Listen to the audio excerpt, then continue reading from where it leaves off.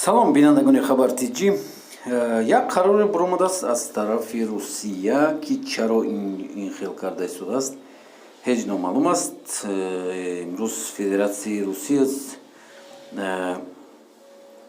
соли 2021 квотаҳо барои истиқомати муваққатӣ дар Русияро барои хориҷиён ва шахсони бешаҳрвандӣ коҳиш дод. Ноябр сарвазири Русия Михаил Мишустин шумораи квотаҳо барои додани иҷозат барои иқомати муваққатӣ дар Русияро ба муҳоҷирон коҳиш дод. ҳуҷҷати дахлдор дар портали расмии интернетии санадҳои меъёрии ҳуқуқӣ нашр шудааст. ҳамин тавр дар соли 2021 квотаи иқомати муваққатӣ дар Русия барои хориҷиён ва шахсони бешаҳрвандӣ ба андозаи каме бештар аз 39,3 иҷозатнома пешбинӣ шудааст. нисбат ба соли гузашта ин рақам тақрибан нисф кам шудааст. ҳамин тавр дар соли 2020 квота барои 62 000 нафар ҷудо шуда буд ва 2 сол қабл он 93 000 нафар шуд.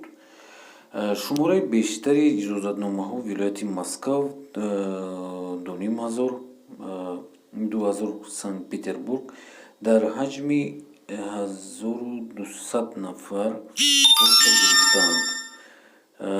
вилоятҳои Ростов, Белград, Тула инчунин кишварҳои Ставрополь танҳо 1000 муҳоҷирро қабул карда метавонанд.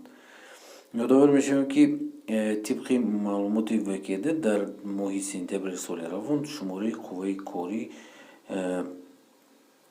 муҳоҷирон хеле кам шуда истодааст ва аз байни ин мо хулоса бароварда истем ки ино ба ҳамин чӣ хеле ки мо мебинем границаро маҳкам карданд аз пушти пандемия ва ин чиро нишон медиҳад? Нишон медиҳад ки